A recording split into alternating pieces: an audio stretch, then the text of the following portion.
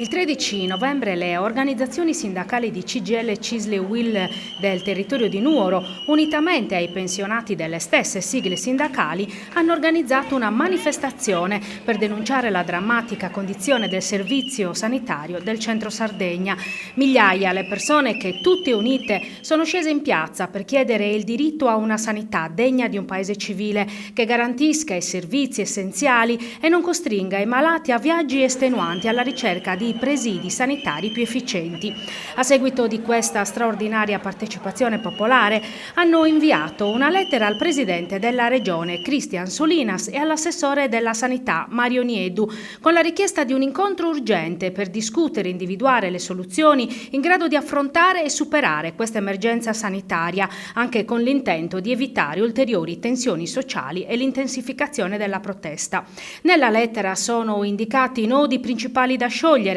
centralità dell'ospedale San Francesco all'interno del sistema sanitario sardo, bandire ed espletare i concorsi per l'assunzione di medici e infermieri, potenziare i distretti di Nuoro, Sorgono, Macomerse, Niscola e consolidare i servizi domiciliari. Richieste che, secondo le organizzazioni sindacali, riguardano la qualità del vivere civile delle nostre comunità. In mancanza dell'avvio di un tavolo tra le parti, le OS proseguiranno nella mobilitazione del territorio, prevedendo anche uno sciopero generale.